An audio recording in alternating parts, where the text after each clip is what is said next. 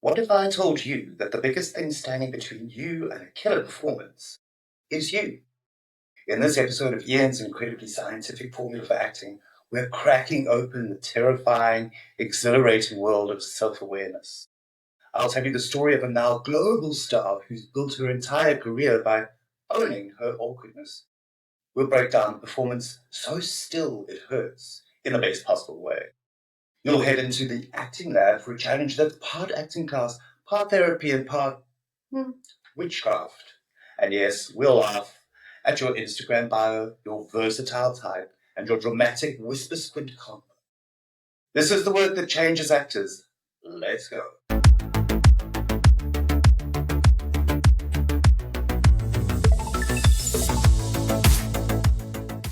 Let me tell you about someone who feels like a friend, even if we've never met. She grew up navigating two worlds, the structured suburbs of Potomac, Maryland, and the vibrant, complex neighborhoods of Los Angeles. Her father, a pediatrician from Senegal, and her mother, a teacher from Louisiana, instilled in her a rich cultural heritage. In school, she was the lead in every play, yet she rarely saw girls who looked like her in the media she consumed. She once said, "I know I'm the shit." But then middle school hit, and she felt invisible, especially to the boys that she liked. At Stanford University, she majored in African and African American studies. There, she created music videos, wrote and directed plays, and even launched a mock reality series called Dorm Diaries. It was clear she had stories to tell, ones that weren't being represented. After college, she faced the typical crossroads: law school, business school, or something else. She chose the uncertain path of storytelling. Drawing from her own experiences, she created a web series about a character who was awkward, self-conscious, and deeply relatable. She didn't wait for Hollywood's approval. She built her own platform. That web series, The Misadventures of an Awkward Black Girl, and the creator, Issa Rae. Issa's journey wasn't just about talent, it was about profound self-awareness. She understood her quirks, her insecurities, and instead of hiding them, she spotlighted them. By embracing her authentic self, she created stories that resonated with many who felt unseen. Her success teaches us that self-awareness isn't just introspection. It's a powerful tool for connection.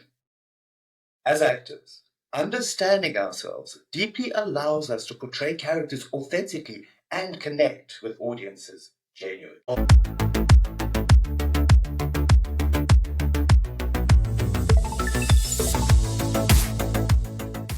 All right, welcome to Scene Study Popcorn Edition, where we obsess, professionally of course, over great performances and ask, what can we as actors learn from this? Today, we're looking at someone who does absolutely nothing, and it's everything. Frances McDormand. Not just playing a character, just being. Now, before I dig in, I want you to really picture the scene. She's walking through a cavernous Amazon warehouse. Fluorescent lights, rows of beige shelving. She's got a box cutter clipped to her belt. She's not crying. She's not speechifying. She's not acting at all. And yet, you feel her. You feel the weight she carries, the silence she's been trying to fill, the choices she's made, the grief she doesn't talk about. Not because she's playing it emotional, but because Frances McDormand is operating on a level where stillness is more honest than performance. Let's talk about what makes her different. Frances doesn't care if you like her. She doesn't need you to find her interesting. She's not here to be captivating or beautiful or any of that nonsense. She's here to embody truth. And she knows exactly how to use her instrument to do exactly that. Because she's self-aware. Her physicality, understated. She doesn't pose. She doesn't move like someone trying to be seen. She's rooted, functional, like a person who's lived in her body for decades and doesn't need to impress anyone. Her voice, honest, unaffected. When she talks, it's like you're eavesdropping. No stage projection, no camera voice, just human rhythm. And her face, watchful. She lets silence hang. She allows stillness. She's not afraid of what isn't happening because she trusts that the camera will pick up the micro shifts happening inside her. Now, here's the kicker. What makes McDormand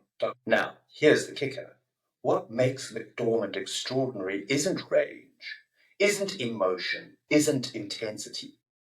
It's the fact that she knows exactly who she is, and she uses that awareness like a scalpel. She doesn't try to become something else. She just allows who she is, unfiltered, unvarnished, to merge with the character. And because she's that honest with herself, we trust her. We believe her. We lean in, even when she's doing nothing. Let's contrast this for a second. We've all seen the opposite, the actor who's trying. They're acting so hard you can hear it from space, over-indicating, overreacting, emotional intensity with no grounding. That's not lack of talent. It's lack of self-awareness. They're performing the idea of sadness, of power, of love, because they don't know how these things actually feel inside their own skin. But Frances knows. She knows her age, her voice, her awkward angles, her emotional rhythms. She doesn't fight them, she uses them. And in doing so, she becomes a vessel for characters who are tender and tough, private and loud, broken and defiant, all at once. Let's zoom out a bit. McDormand is like a jazz musician who doesn't need a solo. She's a minimalist painter with a single stroke that says more than 10 layers of oil.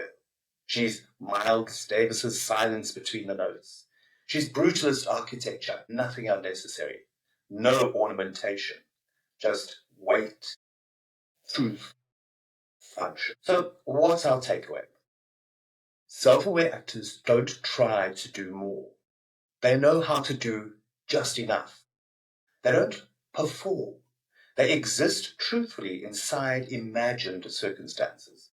And that comes from knowing yourself intimately, accepting yourself fully, and working from that place of honesty.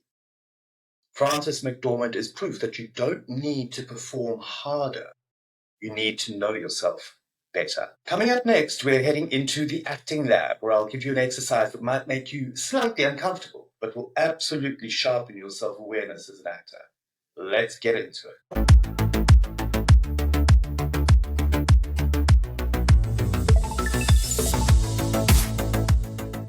Welcome to the acting lab, where we ditch the airy-fairy acting theory and get into the stuff you can actually try. And today, we're going on an expedition into your own damn psyche. Because if you don't know how you move, speak, react, tick, twist, and spiral, how can you possibly take on a character who does?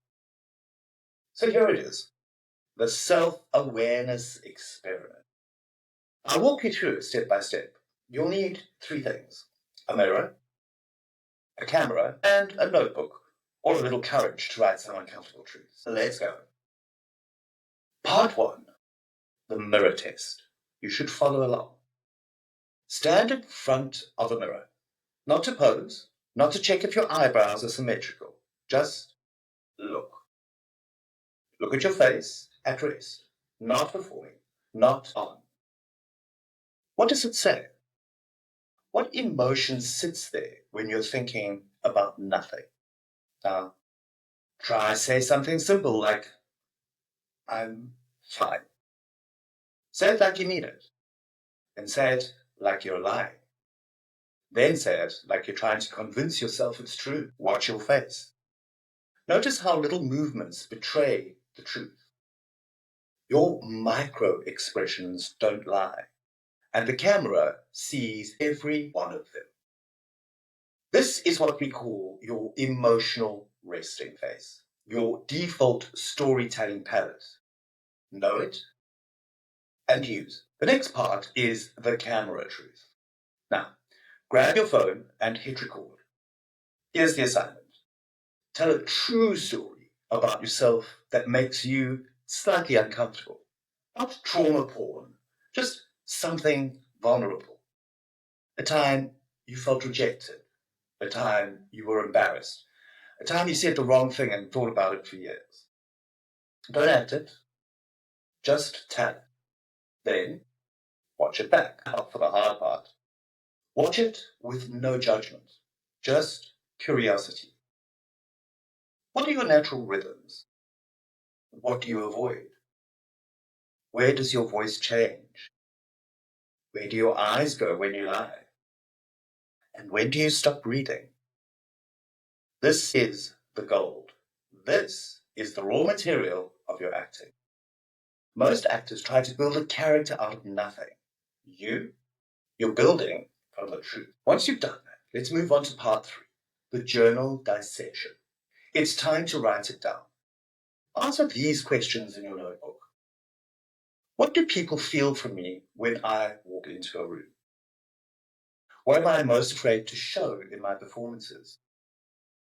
And when do I feel most myself on camera?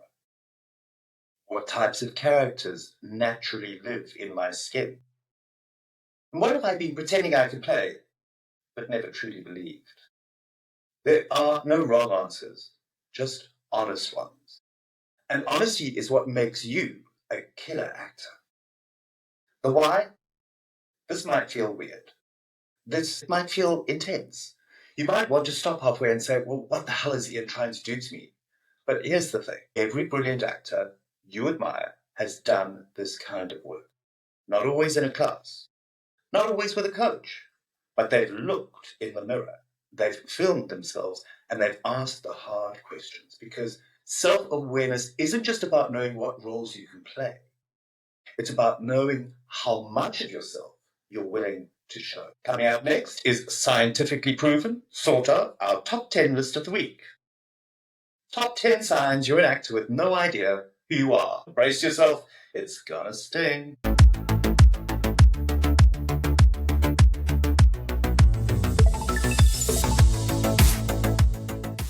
Welcome to Scientifically Proven, sort of, the part of the show where we abandon any academic credibility and go full chaos in the name of truth. This week's list, top 10 signs you're an actor with no idea who you are.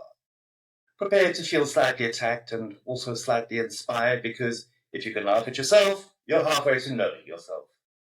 Coming in at number 10, you describe your type as versatile. Translation, I'll do anything. Period drama, voiceover for chainsaw commercial, interpretive dance at a sewerage plant. If your type is versatile, your brand is invisible. The industry doesn't need Swiss Army knives. It needs skulls. Coming in at number 9, you think your squeaky voice is your flaw. The reality? That voice is money. Ever heard of Kenneth Williams? Your weird voice isn't the problem. Your belief that you need to sound like Benedict Cumberbatch? That's the problem. Coming in at number 8, you panic when someone asks, so what kind of roles do you usually play? If that question gives you an existential crisis, it means you've been training more than thinking. Time to take inventory. Coming in at number 7, you keep imitating other actors in your self-tapes. Newsflash, there's already one Meryl, there's already one Mahershala, there's only one you. Use it. At number 6, your reel looks like a bad Netflix algorithm, completely random. Sci-fi short, soap opera, drama, Shakespeare in space, and you look like a different human in each. How about some cohesion, please? At number 5, you've changed your Instagram bio 5 times this week. Decide who you are before the industry does it for you. At number 4, you use words like chameleon, range, and transformative when talking about yourself. Unless you're Daniel Day-Lewis, living as Abraham Lincoln for 18 months, maybe just start with roles you actually relate to. At number 3, you've never watched yourself all the way through on tape. If you can't watch yourself, why should we? Self-awareness starts with facing the footage. Yes, even the bits where you blink weird. At number 2, you think serious acting means whispering and squinting. Stop trying to be intense. Stop being truthful. The audience can smell effort from across the screen. And here we are at number 1. Keep waiting to find yourself And here we are at number 1. You keep waiting to find yourself as an artist at age 43. Here's a secret. You don't find yourself. You watch yourself. You ask questions. You pay attention. Then you use it like the weird, specific, beautifully awkward legend that you are. So, if you found yourself in 2 or more of those signs, congratulations, you're a working actor. Now, do work. Coming up next, curtain call. I'm going to leave you with one final challenge, self-awareness mic drop that might just change the way you look at yourself forever.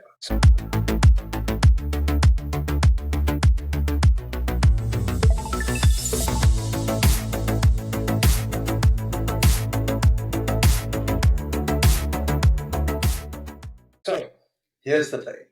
You can't play someone else if you've never met yourself.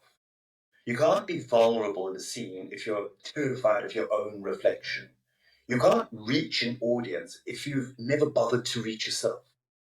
That voice you hate, someone's going to love it. That awkward energy you keep trying to mask, that's a character waiting to happen. That weird laugh, that nervous tick, that messy vulnerability that you keep locked up, that's your brand. Your quirks are not your enemy. They are your currency. Self-awareness doesn't mean fixing yourself. It means waking up to yourself. It means knowing your defaults, your limitations, your edges, and instead of hiding them, learning how to wield them like a weapon. So here's your challenge this week. Watch yourself. Record a monologue or just talk to camera. No acting, just honesty. Then ask, what do I love about this? What do I avoid? And where am I faking it? Ask someone you trust, what roles do you see me playing? Not what you wish they'd say, not what sounds cool, what feels true. Then write this down. My job isn't to become someone else. It's to become the most dangerous version of myself. If this episode lit a fire under your arse or just made you laugh uncomfortably, do me a favor. Subscribe, leave a review, and share it with another actor who needs to hear this today. And if you're ready to do the real work, the gritty, beautiful, terrifying, transformative work, come train with me at Pure Acting Academy. No fluff, no gimmicks, just craft. Because your best performance, it doesn't start with a script. It starts with you. I'll see you next week.